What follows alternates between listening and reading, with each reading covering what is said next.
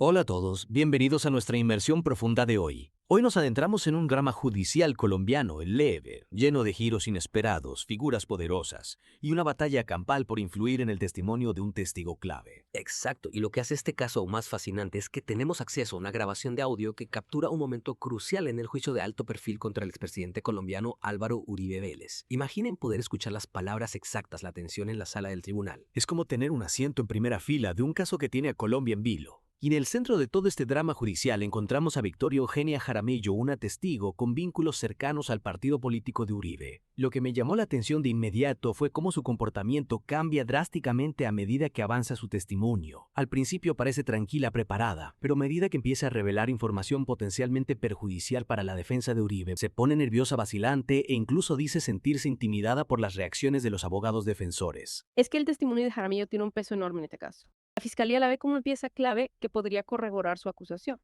Y aquí es donde se pone realmente interesante. Jaramillo admite haber sentido presión para encontrar a alguien que ayudara a Juan Guillermo Monsalve, una figura central en el caso contra Uribe, a retractarse de su testimonio. Para quienes no están familiarizados con el caso Juan Guillermo Monsalve, es un ex paramilitar que ha hecho acusaciones muy serias contra Uribe. Su testimonio es fundamental para la fiscalía, por eso hay tanta presión para que se retracte. Ahora pónganse en los zapatos de Jaramillo por un momento. ¿Qué harían ustedes en esa situación? ¿Se mantendrían firmes en su testimonio a pesar de la presión o cederían para protegerse a sí mismos? Es un dilema moral complejo, y lo que hace aún más intrigante es la red de conexiones que Jaramillo revela en su testimonio. Es como una novela de misterio. Cuéntanos más sobre estas conexiones secretas. Bueno, Jaramillo nos cuenta cómo fue contactada inicialmente por Ricardo Williamson, su cuñado en ese momento, quien le transmitía mensajes de Enrique Pardo, un recluso en la misma prisión que Monsalve. Pardo buscaba que alguien se pusiera en contacto con los abogados de Uribe para que visitaran a Monsalve. Y bueno, ya se imaginan la intención. La intención era clara, lograr que Monsalve cambiara su historia. Pero, ¿por qué tanta vuelta? ¿Por qué no contactar directamente a los abogados de Uribe? Esa es la pregunta del millón. Lo curioso es que Jaramillo primero intenta contactar a Jaime Lombana, uno de los abogados de Uribe, pero este la rechaza. Desesperada por cumplir con la solicitud, decide ir directo al grano y contactar a Uribe personalmente. Y aquí viene lo más jugoso. Uribe le dice que se comunique con Diego Carrena, otro de sus abogados. ¿Por qué Cadena y no Lombana? ¿Acaso no era Lombana uno de los abogados más conocidos de Uribe? ¿Por qué involucrar a alguien con menos experiencia en un asunto tan delicado? Precisamente esa es una de las grandes interrogantes del caso. La elección de Cadena como intermediario es sin duda un movimiento estratégico que la Fiscalía está analizando con lupa. Y hablando de estrategias, volvamos a la grabación. En un momento dado, Jaramillo relata su conversación con Uribe y revela algo impactante. Uribe le dice que contacte a Cadena y le transmite su deseo de que Monsalve diga la verdad. Esa frase aparentemente simple abre un mar de interpretaciones. ¿Uribe realmente buscaba que se supiera la verdad o estaba tratando de influir en el testimonio de Monsalve para que se ajustara a su versión de los hechos? Exacto. Es una frase que deja a todos pensando qué significa realmente decir la verdad en este contexto. Lo que es aún más interesante, Jaramillo tiene dificultades para recordar cómo obtuvo el contacto de Cadena. Es un detalle pequeño, casi anecdótico, pero que añade otra capa de misterio a todo este asunto. Es como si cada detalle que surge en este caso nos llevara más preguntas que respuestas. Y hablando de detalles reveladores, la tensión en la sala del tribunal durante el testimonio de Jaramillo es palpable. Literalmente puedes sentir la temperatura subir a medida que Jaramillo describe las reacciones de los abogados de Uribe. Sí, Jaramillo incluso afirma sentirse intimidada por la comunicación no verbal de los abogados defensores. Imaginen la presión de estar en ese estrado sabiendo que tus palabras pueden tener un impacto enorme en el destino de un expresidente. Es comprensible que se sintiera así, pero es válido que los abogados de la víctima interactúen con la fiscalía durante el juicio. ¿No es eso una forma de presión indirecta sobre el testigo? Bueno, en el sistema legal colombiano, los abogados de la víctima tienen derecho a hablar con la fiscalía durante el juicio, a guiarla en sus preguntas, a asegurarse de que se cubran todos los puntos clave. Esto es parte del proceso legal y no debe interpretarse como una forma de intimidación. Pero desde la perspectiva de Jaramillo es fácil ver cómo estas interacciones podrían percibirse como una forma de presión. Y justo después de este momento de tensión, la defensa solicita un receso para el almuerzo. ¿Simple coincidencia o una jugada estratégica? Yo diría que es una estrategia muy común en estos casos. El receso les proporcionó a los abogados defensores un tiempo valioso para reagruparse, analizar la información que había surgido y recalibrar su estrategia después del testimonio de Jaramillo. Necesitaban tiempo para pensar en su próximo movimiento después de un testimonio tan revelador. Les recuerdo que estamos analizando un momento clave en el juicio contra el expresidente colombiano Álvaro Uribe Vélez, un caso que ha polarizado el país y que nos hace preguntarnos, ¿hasta dónde llega el poder de la influencia? Exacto. Y retomando el hilo de nuestra conversación, es importante destacar que el testimonio de Victoria Eugenia Jaramillo no solo arroja luz sobre los supuestos intentos de influir en los testigos, sino que también nos da una idea de la compleja red de relaciones y lealtades que rodea a Uribe. Es que este caso va más allá de un simple juicio, nos lleva al corazón mismo del poder político en Colombia y nos muestra cómo operan las redes de influencia en los más altos niveles. Es fascinante y a la vez un poco aterrador.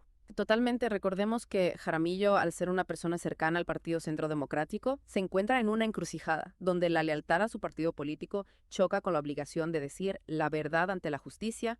Este dilema moral es un tema recurrente en casos de corrupción política y la forma en que cada individuo lo resuelve tiene un impacto directo en el curso de la justicia. Y en este caso la decisión de Jaramillo de hablar, de revelar lo que sabía a pesar de la presión que sentía, es un acto de valentía que no podemos ignorar sea cual sea el resultado del juicio. Ella ya ha puesto sobre la mesa un tema crucial, la dificultad de ser honesto cuando hay tanto en juego. Sin duda su testimonio, aunque pueda ser cuestionado por la defensa, aporta una pieza fundamental al rompecabezas que la Fiscalía está tratando de armar. Y esto nos lleva al contrainterrogatorio, una etapa crucial en cualquier juicio donde la defensa tiene la oportunidad de desafiar la credibilidad del testigo y la veracidad de su testimonio. Ajá, y si esto fuera una película, aquí es donde subiría la música de suspenso. En la grabación podemos escuchar cómo los abogados de Uribe se centran en las inconsistencias en el relato de Jaramillo, en su memoria selectiva, en la falta de pruebas concretas que respalden sus afirmaciones. Es una estrategia clásica de defensa. La idea es sembrar la duda sobre la confiabilidad del testigo, hacer que el jurado, o en este caso el juez, cuestione su versión de los hechos. Y en este caso particular, la defensa también intenta presentar a Jaramillo como una persona manipulable e influenciable por terceros que pudo haber malinterpretado las intenciones de Uribe. Es interesante cómo la defensa, en lugar de negar rotundamente las acusaciones, se enfoca en desviar la atención hacia la figura de Jaramillo, presentándola como el eslabón débil de la cadena. ¿Será que no tienen argumentos más sólidos o es una estrategia para confundir al juez? Es una táctica inteligente. Sin duda buscan minimizar el impacto del testimonio de Jaramillo sin entrar en una confrontación directa con las pruebas presentadas por la Fiscalía. Es como un juego de ajedrez donde cada movimiento se calcula con precisión. Y a medida que avanza el contrainterrogatorio, la tensión en la sala del tribunal se puede cortar con un cuchillo.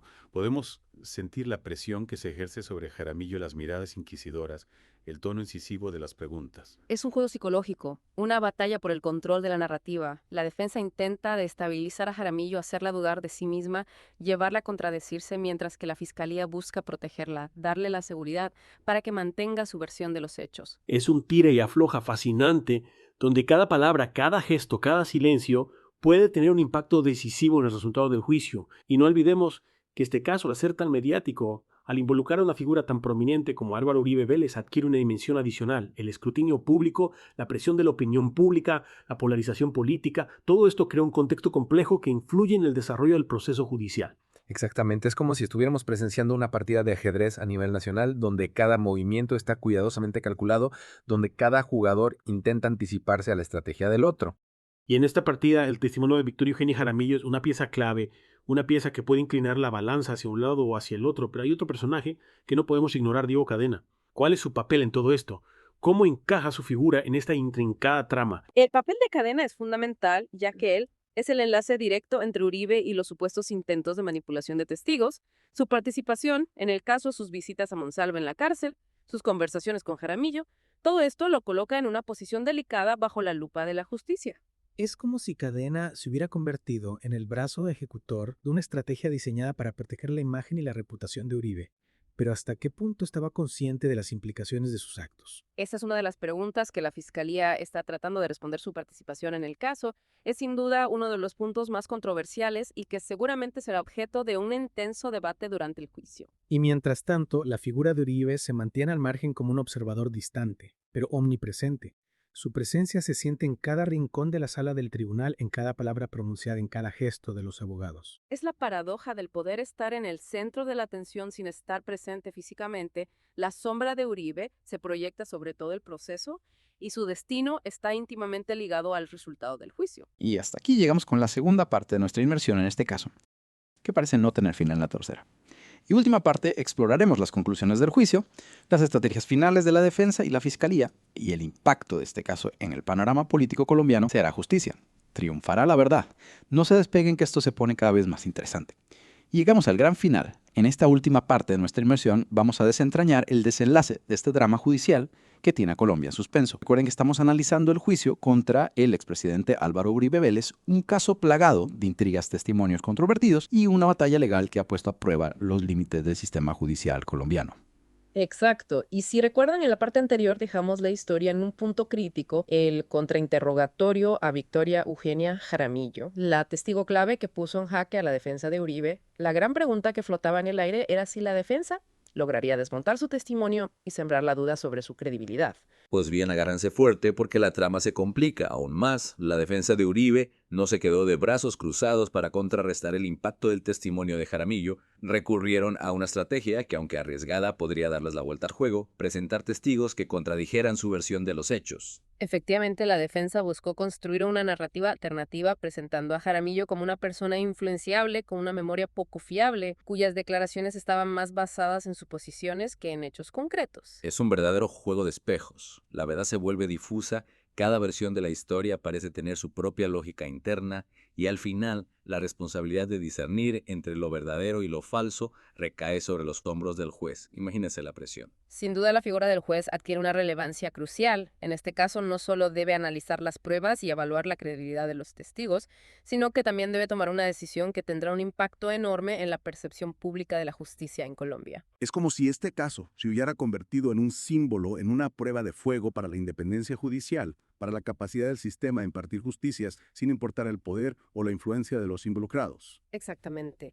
Y a medida que se acerca el final del juicio, la tensión se palpa en el ambiente, la expectativa es máxima y las miradas de todo el país se dirigen hacia la sala del tribunal, esperando con ansias el veredicto final. Es un momento histórico, sin duda, y finalmente, después de meses de un proceso judicial que ha mantenido en vilo a Colombia, llega el día del veredicto. El juez, tras analizar todas las pruebas, escuchar a los testigos y deliberar cuidadosamente, emite su decisión. Y sin importar cuál sea el veredicto, una cosa es seguro: este caso dejará una huella profunda en la memoria colectiva de Colombia, un recordatorio de que la lucha por la justicia es un proceso complejo lleno de obstáculos, pero que al final la verdad siempre encuentra la forma de salir a la luz. Y con esta reflexión concluimos nuestra inmersión en este caso, que nos ha llevado a las entrañas del sistema judicial colombiano, un caso que nos ha mostrado las complejidades del poder, las estrategias legales, la fragilidad de la memoria y sobre todo la importancia de la búsqueda de la verdad. Esperamos que esta inmersión les haya resultado tan fascinante como nosotros. Y si quieren seguir explorando este caso y otros temas de actualidad en Colombia, les recomendamos que visiten el canal de YouTube Voces de Colombia.